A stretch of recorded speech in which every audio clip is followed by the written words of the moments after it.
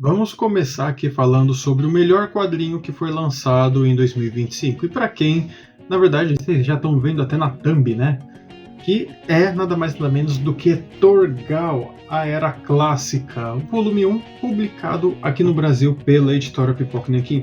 E eu vou comentar com vocês o porquê que esse quadrinho ele é tão sensacional assim, cara. E sendo bem sincero, ele se tornou um dos meus quadrinhos preferidos da vida. Beleza, pessoal, tudo certinho com vocês? O meu nome é Lorenzo.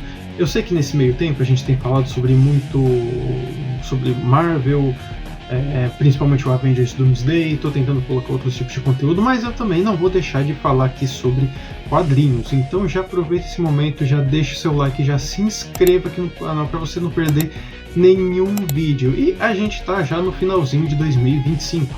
E aí que começa aqueles vídeos do pessoal falando sobre os melhores quadrinhos do ano. Na verdade, eu não lembro se eu fiz isso, talvez eu fiz uma vez, se não me engano. Eu lembro que ano passado eu cheguei a fazer no Instagram com os quatro melhores quadrinhos que eu cheguei a ler. Esse ano eu não vou fazer melhores do ano, acho que nem no Instagram, se bobear, mas eu vou falar do quadrinho que eu mais curti. Isso, que é a data de gravação deste vídeo, é no dia 22 de dezembro, então eu ainda pretendo ler alguns outros quadrinhos, mas eu acho difícil, sendo bem sincero, de superar aqui o Torgal. E cara, por que ele é tão assim sensacional? Primeiro, que ele é um quadrinho franco-belga. Então já começa por aí, porque você percebe que o pessoal lá da Europa, partindo lá para a Bélgica, para a França, próprio Portugal também, e os italianos também, que eles têm algo diferente no quadrinho, algo que assim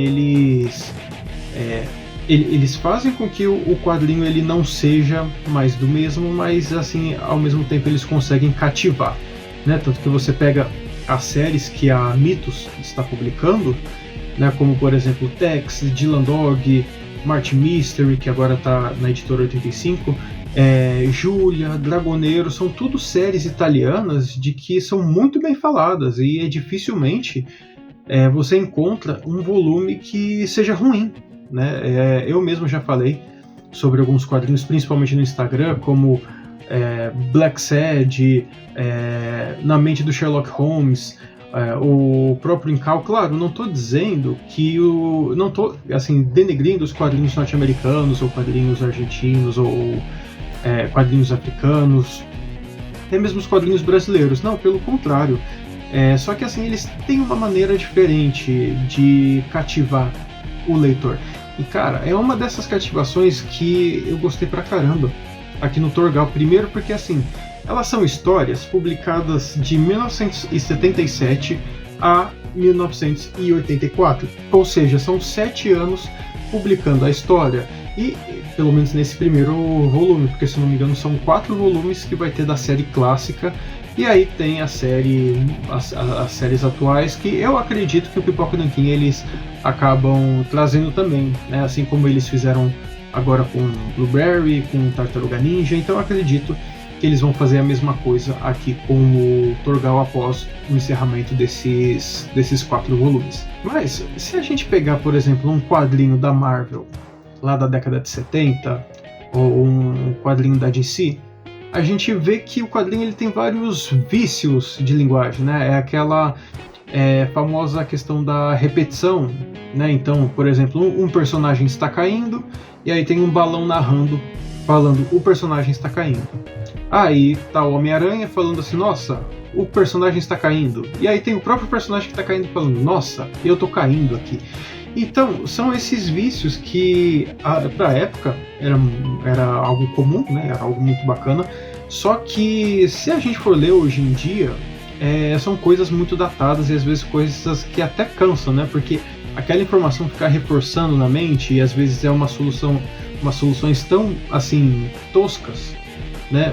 Para os dias de hoje, que aí a gente pensa, né? Tipo, nossa, aquilo lá ficou muito datado, ou aquilo é ruim, ou às vezes a gente não tem uma vontade de ler, mas isso era a maneira que os norte-americanos eles escreviam na época. Agora, quando você pega isso aqui para ler, você fala assim, tipo, mano, isso aqui parece que foi escrito hoje em dia, porque eles não têm esses vícios, de informações. Eles não têm tanto que... Assim, é bem comum. O que a gente poderia dizer que é um pouco mais antigo, né, que lembra um pouco mais da década de 70 e da década de 80 lá nos quadrinhos, é a questão da arte, mas nem tanto assim também, porque ao passar aqui dos volumes, a arte parece que vai melhorando, né? A arte parece que vai se atualizando. Mas enfim, sobre o que fala... Olha, vou mostrar mais um pouquinho para você. E olha, essa aqui é uma leitura super dinâmica, é uma leitura que assim, você começa a ler, você lê o primeiro capítulo, lê o segundo e aí você não quer parar mais de ler. E o que acontece? A gente tem um personagem principal que chama Torgal Aergsson, que ele, na verdade, ele foi criado por vikings. Só que, diferentemente de outros personagens que a gente pode pegar de fantasia, como o Conan, por exemplo, né? O Conan, ele tinha aquela paixão de ir pra guerra, aquela questão de explorar, aquela questão de conquistar também. Mas aqui não. Aqui o Torgal, ele é uma pessoa que ele só quer viver em paz. Ele não quer travar guerra com ninguém, ele só quer ficar escondido no canto dele. Só que aí que tá, a gente sabe, né, pelas histórias e por tudo mais, como que eram os vikings na época. Então o Torgal foi criado no meio de vikings, especificamente os vikings do norte. Tanto que o rei desses vikings, ele se chama Gandalf o Louco. E ainda por cima, o Gandalf, ele tem uma filha e o Torgal é perdidamente apaixonado por essa filha. Então, o que acontece? Logo de início, a gente vê que o Torgal, ele está sendo preso no mar justamente para que ele morra, por conta que ele não cumpriu as ordens do Gandalf o Louco. Então logo nas primeiras páginas, eles amarram o Torgal numa pedra e a maré vai subindo, e à medida que ele vai subindo, ele vai se afogando, né? Só que aí aparece uma mulher, e essa mulher, ela simplesmente chega pro Torgal e fala: olha, eu posso libertar você, só que você vai precisar me servir durante 1 ano. Tudo que eu fizer, tudo que eu pedir, você vai fazer. E aí, na medida desesperada aqui do Torgal, né, ele resolve aceitar. Só que depois ele vê que os pedidos que essa mulher faz é muito louco, é coisa de outro mundo. E aí acontece a gente descobre que essa mulher ela também quer travar uma vingança contra o Gandalf o Louco. Posteriormente, o Torgal, ele acaba abandonando essa mulher e aí ele acaba tentando viver a vida dele junto com a Arícia, que seria a filha, né, do Gandalf o Louco. Porém, assim, muita coisa vai acontecendo nesse meio. Então, por exemplo, ele descobre uma caverna em que tem 3 mulheres, e essas mulheres, elas falam: nossa, esse aqui é o paraíso, você precisa ficar aqui dentro dessa caverna, porque aqui a gente tem tudo e tal. E uma dessas 3, ela quer sair, ela quer ter a sua própria liberdade. Só que aí descobre que, na verdade, essa caverna é o que preserva a vida delas, porque o tempo que passa nessa caverna é diferente do tempo que passa na Terra, tanto que no final a mulher acaba indo para essa caverna e ela acaba morrendo, justamente pelo tempo ser diferente. E aí, claro, a gente tem várias batalhas, tem invasões de aldeias também, tem muita magia, e a gente tem a questão principal, que é a questão do Torgal em si, por conta que, à medida que a gente vai lendo, a gente chega numa determinada edição em que a gente vê a origem do Torgal. Só que o Torgal, ele não é simplesmente uma pessoa que foi abandonado por uma tribo, por um viking, não. Ele é simplesmente uma pessoa que veio das estrelas. Em outras palavras, ele é como se fosse o Superman. E aí a gente começa a ver a origem dele, a gente começa a ver que isso tem um pouco de inspiração lá no livro do Planeta dos Macacos também.